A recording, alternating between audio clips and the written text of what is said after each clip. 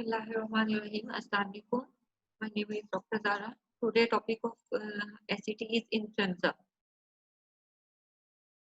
You people have already have lecture on influenza by Dr. Aruj.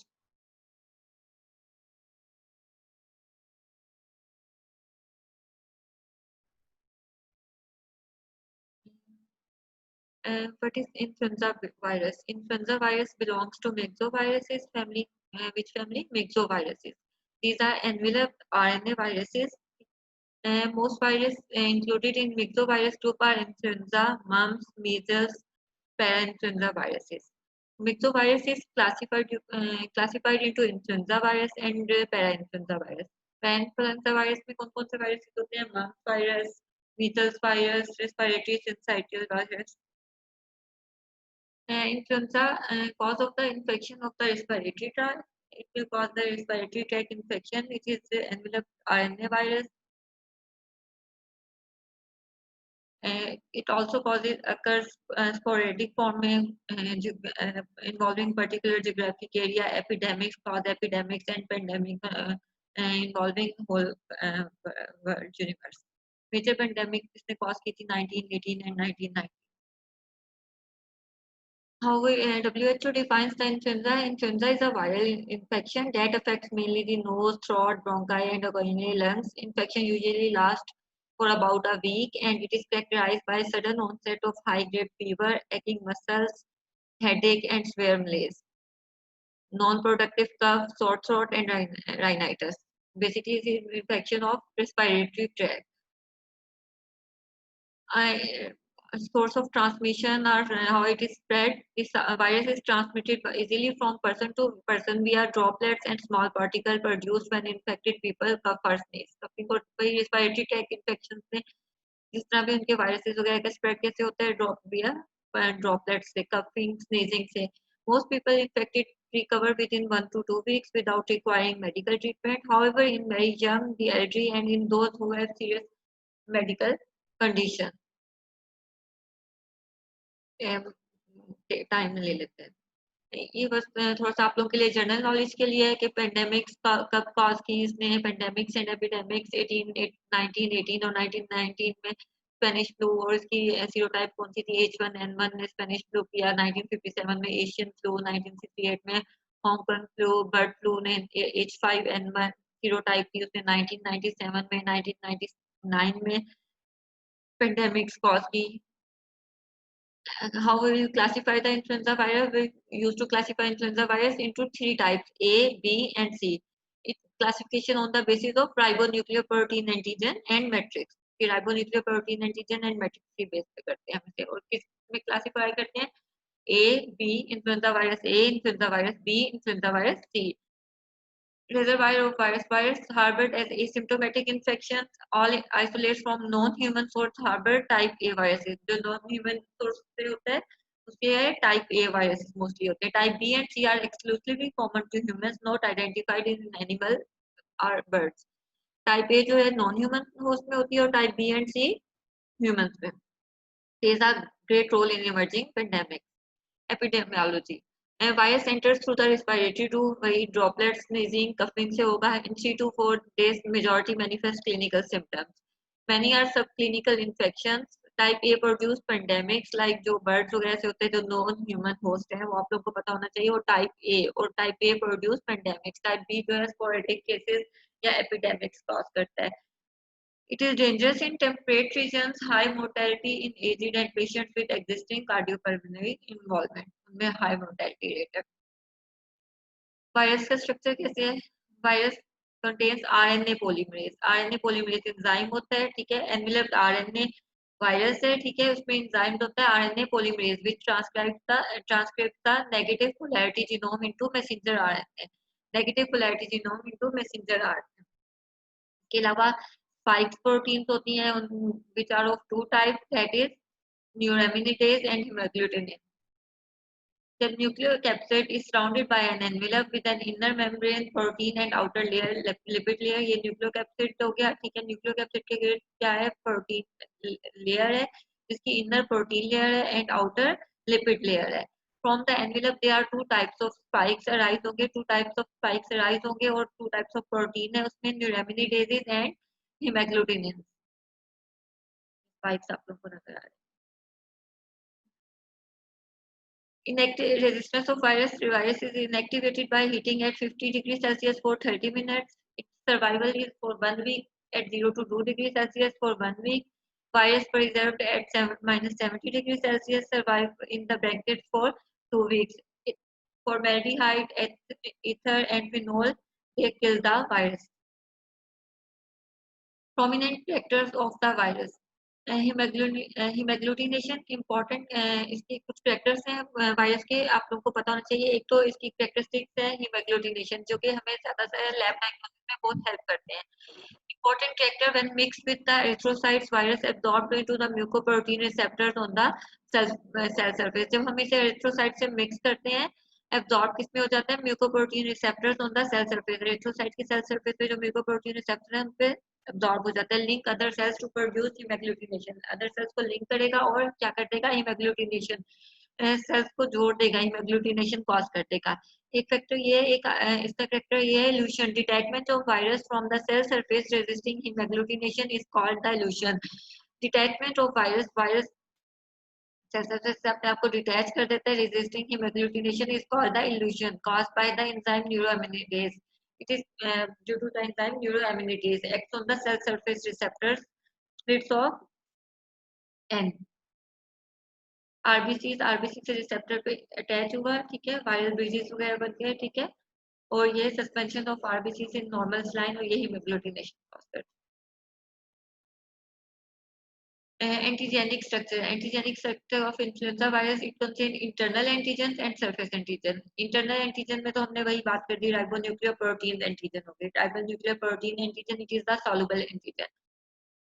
It can be detected by the, ये वाले internal antigen हम कैसे detect करते हैं, complement fixation test and immunoprecipitation test, ठीक है. Serological test होते हैं, complement fixation test and immunoprecipitation test. Anti RNP antibodies develop after natural infection but not by killed vaccine. Anti RNP antibodies against these internal antigen, जो antibody produce होती हैं अगर person natural infection carry करते हैं, अगर हम उसे vaccinate करेंगे बाय किल्ड वैक्सीन, तब वो एंटी आरएनपी एंटीबॉडीज डेवलप नहीं होती.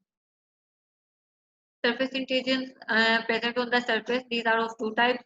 अभी आप लोगों को मैंने दिखाया था स्ट्रक्चर में, हिमैग्लूटिनिन and न्यूरोएमाइनिडेज. हिमैग्लूटिनिन are of two polypeptides HA1 and HA2. Hemagglutination function is to bind the cell surface receptor to initiate the infection of the cell. Hemagglutinins क्या करती हैं, उनका फंक्शन क्या होता है, to bind to the cell surface receptor to initiate the infection of the cells. It allows to absorb the mucoproteins on the respiratory epithelium. Anti-hemagglutination antibodies are produced following the infection or immunization. Types of hemagglutinins. Hemagglutinins is strain specific. They have great variation. There are 15 subtypes. Hemagglutinins की कितनी types हैं? 15 subtypes. H1 to H15 in avian influenza, but only 4 variants in human. Other protein is neuroaminidases. Antigens कहते हैं. Neuroaminidases, it cleaves the neuraminic acid to release the progeny viruses from the infected cell.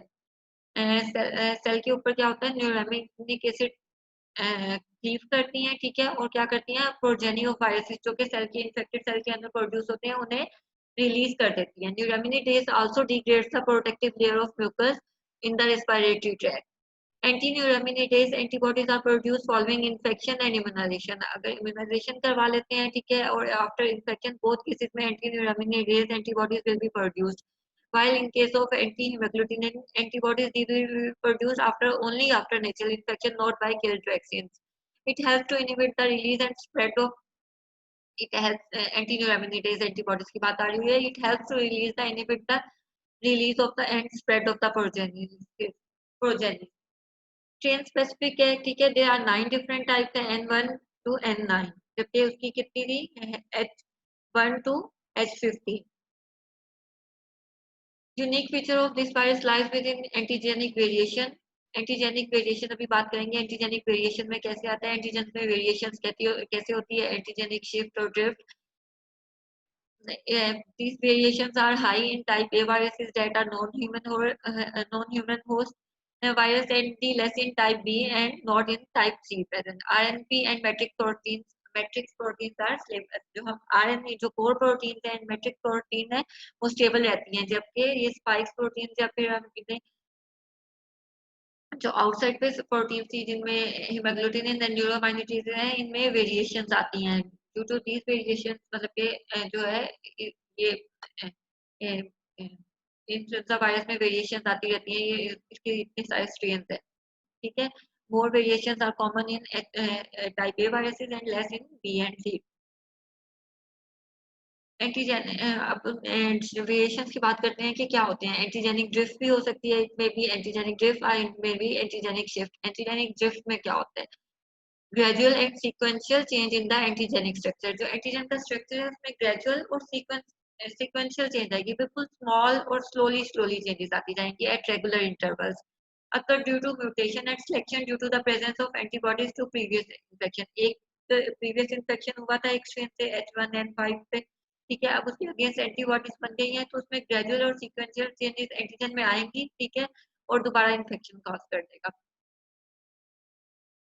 Antigenic shift, it is abrupt and drastic. Antigenic shift में क्या होता है? Sudden change आएगी, और drastic बहुत, उसमें ये था स्लोली और थोड़ी थोड़ी चेंजेस आ रही थी, स्लो, जबकि इसमें abrupt और drastic change आएगी। Discontinuous variation in structure in the antigen result in the novel virus and unrelated to the previous strain causing infection। इसमें क्या होगा? novel viruses फॉर्म होंगे, ठीक है, previous strain से of infection से unrelated होंगे। It involves hemagglutinin and neuromyelitis या फिर both involve करेंगी। Subtypes depend on antigenic shift occurs on hemagglutinin। इसकी सब टाइप्स किस पे डिपेंड करती है? एंटीजेनिक शिफ्ट, जो कि हीमोग्लोबिन पे होती है। ये बस एक आप लोगों को पिक्टोरियल डायग्राम दिखाना चाह रही हूँ कि what is difference between antigenic drift and shift. You can see hemoglobin in the form of triangular shape in this influenza virus। Drift sudden, drift क्या है? Slow and slowly changes, ठीक है, at regular intervals पे। क्या होगा? हीमोग्लोबिनेशन में क्या changes आई? बस ट्रायंगल जो है उनकी थोड़ी सी शेप हो जाएगी स्लोली, और मतलब कि हल्की सी शेप चेंज हो गई। जबकि शिफ्ट हुई सडन एंड अब्रप्ट और ड्रास्टिक चेंज हुई, शिफ्ट हुई, तो क्या हुआ? आप लोग ये देख सकते हैं न्यूरोमाइनेटाइज वैसे ही है, हीमोग्लोबिन में क्या हुआ है? जो ट्रायंगुलर शेप में थे क्या बन गए? स्क्वायर शेप में है। जस्ट आप लोग को पिक्टोरियल डिस्क्रिप्शन है सिर्फ बताने के लिए कि वेरिएशन जब ड्रिफ्ट आए तो वो स्मॉल चेंज होती है, स्मॉल चेंज जस्ट एक दो एंटीजन्स में हुई और स्मॉल चेंज। जबकि इसमें क्या होता है? शिफ्ट में क्या होता है? ऑल टुगेदर वायरस चेंज हो जाता है, सब टाइप चेंज हो जाती है। ये किस तरह antigenic shift initiate pandemic. Pandemic कैसे कहते हैं? ह्यूमन इन्फ्लुएंजा वायरस, ठीक है, पिक हुआ, एवियन इन्फ्लुएंजा बर्ड फ्लू हुआ, इसमें मिक्सिंग हुई, या मतलब कि इसको हुआ एक नोबल टाइप का वायरस या इन्वॉल्व हो गया, ठीक है, जो कि जनरल पॉपुलेशन में पेंडेमिक काज कर रहा है। इसी तरह एवियन फ्लू बर्ड फ्लू है जो ह्यूमन के अंदर हुआ, ह्यूमन इन्फ्लुएंजा वायरस था, ठीक है, दोनों की मिक्सिंग हुई और क्या बन गया? नोवल वायरस, जो कि जनरल पॉपुलेशन को कर रहा है। पैथोजेनेसिस क्या है इसकी? Infect the respiratory tract, it infect the respiratory tract, ठीक है, रिस्पिरेटरी ट्रैक्ट का वायरस है, ठीक है, उसी के साइन एंड सिम्टम्स स्टार्ट करता है। Even 3 or more few viral particles can infect, ठीक है। Neuromyelitis facilitate the infection, reducing the viscosity of the mucus। Ciliated cells are infected in the respiratory tract। Site of viral infection क्या है? Ciliated cells है। When superficial layers are damaged and exposes the basal layers, and exposure to the basal layer causes the bacterial infection, ठीक है। Secondary bacterial, पहले superficial layer damage हो गई है, ठीक है, बेसल लेयर हो गई है एक्सपोज, तो सेकेंडरी इन्फेक्शन किसका हो सकता है? बैक्टीरियल इन्फेक्शन का भी हो सकता है, ठीक है। पर्सन टू पर्सन ट्रांसमिशन कैसे है? Large droplets from coughing, sneezing, talking to others, ठीक है, contact, direct contact hand to hand या इनडायरेक्ट वही के सरफेस पे अगर रेस्पिरेटरी से ड्रॉपलेट्स वगैरह रखे हुए हैं, फिर हैंड टू हैंड और इनडायरेक्ट हैंड टू सरफेस और से भी हो सकती है। एयरबोर्न है, एरोसोल है, ड्रॉपलेट से स्प्रेड होता है। कॉम्प्लिकेशंस क्या हो सकती है इन्फ्लुएंजा की? इन्फ्लुएंजा की कॉम्प्लिकेशन हो सकती है pneumonia. Pneumonia primary influenza virus हुआ है वही, अगर उसने बेसल लेयर को एक्सपोज कर दिया है, ठीक है, उसके बाद सेकेंडरी बैक्टीरियल इन्फेक्शन होता है। इसमें मोस्ट कॉमनली कौन से सेकेंडरी बैक्टीरियल इन्फेक्शन होते हैं? स्ट्रेप्टोकोकस ऑरियस का। रे सिंड्रोम हो सकता है। रे सिंड्रोम में degenerative changes in the brain, जिसमें एनकेफ्लोपैथी आ जाती है और लीवर की डैमेज वगैरह हो सकती है। ठीक है, डेथ 0.5 to 1% केसेस में होते हैं, जैसे जिनमें कार्डियोपल्मोनरी जो कार्डिक पेशेंट होते हैं उनमें डेथ रेट ज्यादा है। ठीक है, मायोकार्डाइटिस हो सकता है। इन्फ्लुएंजा का डायग्नोसिस कैसे करते हैं? क्लिनिकल एंड एपिडेमियोलॉजिकल कैरेक्टर्स वही क्लिनिकल साइन एंड सिम्टम्स और एपिडेमियोलॉजी किस एरिया में कौन सा वायरस ज्यादा कॉमन है। ठीक है, isolation of influenza virus from the clinical specimen, जो स्पेसिमन नेसोफेरिंक्स से थ्रोट से एंड स्पुटम से isolation of virus from the clinical specimen. Significant rise in influenza IgG by serological, serology पे हमें क्या मिलेंगे? Significant rise in influenza IgG antibody. RNA detection bye RTPCR. ठीक है, आरएनए डिटेक्शन आरटीपीसीआर एंटीजन की detection करता है। ठीक है, इम्यूनोफ्लोरेसेंस, इम्यूनोफ्लोरेसेंस क्या होती है? सरफेस ऑफ नेसोफेरेंजियल से लेते हैं। ठीक है, उनकी एंटीजन की डिटेक्शन होती है और इम्यूनोफ्लोरेसेंस पे होगी। ठीक है, direct antigen testing for type A viruses, जिसमें फ्लू हुआ है और ये सीरोलॉजी में एंटीबॉडीज के लिए हम कौन कौन से टेस्ट करते हैं? कॉम्प्लीमेंट फिक्सेशन टेस्ट और हेमोग्लूटिनेशन इनहिबिशन टेस्ट। ठीक है, आरटीपीसीआर आप लोगों को पता होना चाहिए एंटीजन डिटेक्शन के लिए। इसके अलावा ये दो टेस्ट है डायरेक्ट एंटीजन टेस्टिंग के लिए, जिसमें हम इम्यूनोफ्लोरेसेंस यूज करते हैं, और इसके अलावा सीरोलॉजिकल एंटीबॉडीज टेस्ट के लिए हम कौन कौन से यूज करते हैं? कॉम्प्लीमेंट फिक्सेशन टेस्ट और हेमोग्लूटिनेशन इनहिबिशन टेस्टिंग। इम्यूनिटी कैसे डिवेल्प होती है? After infection immunity last for 1 to 2 years। ठीक है, 1 to 2 years के लिए हो जाती है, मगर इन्फ्लुएंजा इसलिए बार बार होता है क्योंकि आप लोगों ने देखे एंटीजेनिक शिफ्ट और एंटीजेनिक ड्रिफ्ट की वजह से इसके सीरोटाइप चेंज होते रहते हैं। एक बार एक का आपको इन्फेक्शन हुआ है, नेक्स्ट टाइम किसी और सीरोटाइप का इन्फेक्शन हो जाएगा, उसके अगेंस्ट एंटीबॉडीज नहीं बनी होगी, उससे नेक्स्ट टाइम और का हो जाएगा। इसके इतने ज्यादा सीरोटाइप है, इसलिए again and again recurrent infection होते रहते हैं। इसकी इन्फेक्शन लॉन्ग टर्म इसलिए लास्ट नहीं कर सकती। Immunity last short duration due to antigenic variation, वही एंटीजेनिक वेरिएशन की वजह से इसकी इम्यूनिटी इतनी ज्यादा लॉन्ग लास्टिंग नहीं होती। लास्ट शॉट शायद एक एक वायरल के अगेंस्ट, एक सीरोटाइप के अगेंस्ट लॉन्ग लास्टिंग होगी, मगर नेक्स्ट टाइम आपको किसी और सीरोटाइप से इन्फेक्शन हो जाएगा, किसी और से हो जाएगा। ये चीजें होती हैं इसमें। Antibodies produce locally are effective IgA immunoglobulins, anti-hemagglutinin and anti-neuraminidase are effective in prevention of infection. What is the bird flu? Avian flu, जिसे हम क्या बोलते हैं? एवियन फ्लू भी बोलते हैं। आपकी बुक में एवियन फ्लू के नाम से एवियन इन्फ्लुएंजा इन एनिमल्स, उसे हम क्या कहते हैं? Bird flu. Only birds get infected, less common in pigs. Avian influenza is species specific, less common in humans, can spread from poultry to human and can produce, अगर ये human पे less common है, मगर जब ये spread होता है तो स्पीयर डिजीज कॉज करता है। Birds, just like people get the flu, bird flu viruses infects the birds, like including chicken and other poultry, wild organisms. Mostly bird flu viruses can only infect other birds. However, bird flu can pose health risk to people. The first case of bird flu virus infecting a person directly H5N1. उसकी strain क्या थी? H5N1 was in Hong Kong 1997. Since then, the bird flu virus has spread to the birds in countries like Asia, Africa, and Europe. Hong Kong में first इसने pandemic काज की थी, epidemic 1997 epidemic. It was originated in Hong Kong. 18 confirmed cases were there and 16 deaths were there. Can spread from chicken to human. Wild aquatic birds spread this bird flu.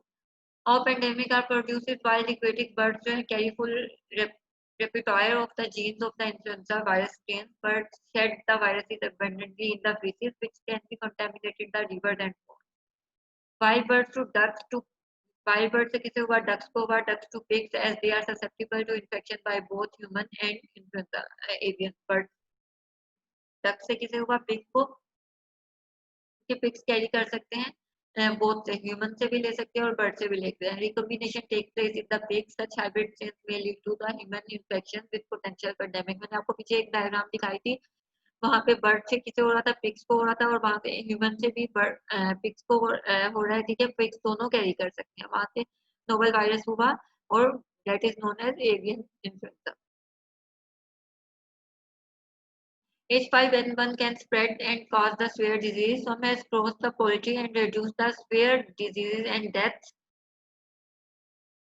Produce severe disease and deaths, rapid deterioration of the patient and high fatality. इसका high fatality rate है, ठीक है. वैसे इसका influenza का नहीं होता, मगर एवियन इन्फ्लुएंजा का high fatality rate है. severe वायरल निमोनिया हो जाएगा और मल्टी ऑर्गन फेलियर हो जाएगा.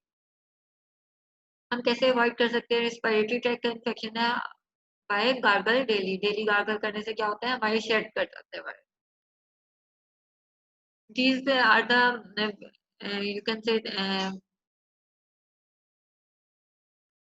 WHO says they can be protected in patient with confirmed or strongly cases, suspected cases of H5N1 or oseltamivir, जो कि antiviral है, it can be used as a treatment.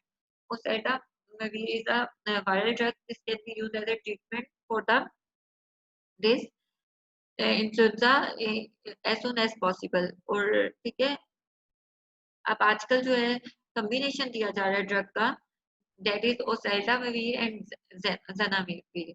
These both are antiviral drugs. ठीक है, these will act on the neuroimmunities. Influenza vaccine जो है inactivated भी हो सकती हैं, जिन्हें किल्ड वैक्सीन हम कहते हैं. लाइव एटेन्यूएटेड भी हो जाती हैं, रिकॉम्बिनेंट भी होती हैं. Inactivated जो intramuscular दी जाएंगी trivalent split virus and subunits and duration of immunity for 1 year or less. Live attenuated intranasal दी जाएंगी, trivalent दी जाएंगी and duration of immunity at least 1 year. Recombinant vaccine and growth from the old established strain is retained. Surface antigens of new viruses are incorporated. हम किस में recommend करते हैं इनकी influenza की vaccine? Health care providers including home care employees of long term care facilities, household contacts of high risk patient. मगर vaccine का भी यही है कि वो कुछ स्ट्रेन के अगेंस्ट है, मगर आपको जिन स्ट्रेन के अगेंस्ट नहीं होंगी, आपको वो स्ट्रेन जो है वायरल इन्फेक्शन कॉज कर सकते हैं. ये अगेन यही है कि इन्फ्लुएंजा वायरस का यही है कि इतने ज्यादा स्ट्रेन होने की वजह से आपको बार बार इन्फेक्शन होता रहता है. एक से आप इम्यून हो जाते हो, किसी और स्ट्रेन से हो जाता है, दूसरे से हो जाते हो इम्यून, और क्योंकि ये इसकी एंटीजेनिक वेरिएशन बहुत है. एंटीजेनिक शिफ्ट और ड्रिफ्ट की वजह से ये अपने एंटीजन बार बार चेंज करता रहता है, जिसकी वजह से ये डिजीज ज्यादा कॉज कर सकता है. बाकी मैं आप लोगों के यूक्यूज देख रही थी कि आप लोगों को कैसे उसमें किस तरह यूक्यूज आते हैं.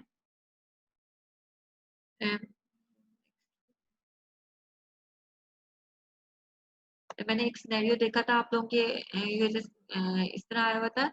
A 50 years old woman visits her physician complaining of feeling with fever, chills, muscle aches, dry cough, and sore throat. She has had these symptoms for several days with no significant improvement. ठीक है, एक 50-year-old woman थी, उसने visit किया physician के बाद complaining of feeling unwell with fevers and chills. Fever, chills, muscle aches, and dry cough and sore throat. She has had these symptoms for several days with no significant improvement.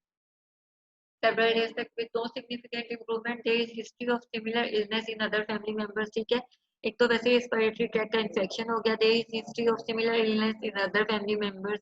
Physical examination reveals small, tender cervical lymphadenopathy. ठीक है, cervical lymph node enlarged, ovarian swollen, nasal mucosa, and erythromatous. What is the likely diagnosis?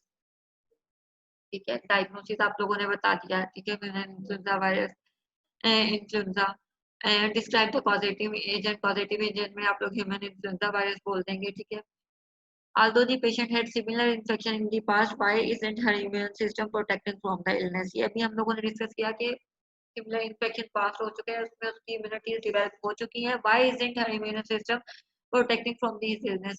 क्यों नहीं कर रहा? Antigenic variation की वजह से, जिसमें एंटीजेनिक शिफ्ट और एंटीजेनिक ड्रिफ्ट दोनों आ जाते हैं. आप लोगों ने ये इसको बताना है एंटीजेनिक शिफ्ट क्या होती है और एंटीजेनिक ड्रिफ्ट क्या होती है. Drift is the small and gradual changes in antigen और shift is sudden and drastic changes. And what are the characteristics of microorganisms genome make deadly epidemic possible? उसे deadly epidemic possible कौन सा genome करता है? ठीक है, यही antigenic shift और ड्रिफ्ट. और जब वो आपसे ये पूछेंगे why isn't her immune system protecting from illness due to मतलब कि आप लोग ये बताएंगे कि इतनी सारी सीरोटाइप्स हैं H5 N1 H1 N1 इतनी सारी सीरोटाइप की वजह से अगर उसे एक टाइप के सीरोटाइप से इन्फेक्शन हो चुका है वो इसके अगेंस्ट हो चुका है. Why isn't her immune system protecting from his illness? क्योंकि अब किसी और सीरोटाइप का उसे इन्फेक्शन होगा. और इस ऑर्गेनिज्म को डेडली एपिडेमिक पॉसिबल क्यों करता है? Due to antigenic shift and antigenic drift. ये बार बार अपना एंटीजन चेंज करता रहता है इस वजह से. Thank you so much.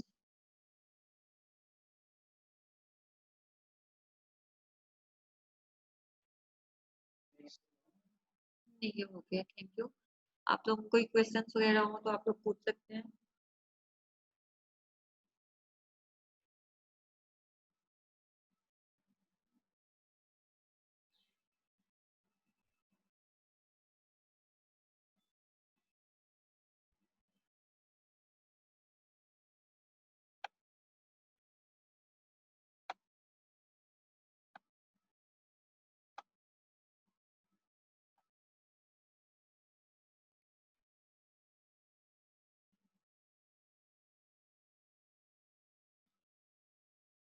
ये पास हो गया.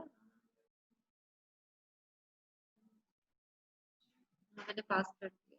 ये क्या है? अब तो नहीं शेयरिंग करनी. पास. बस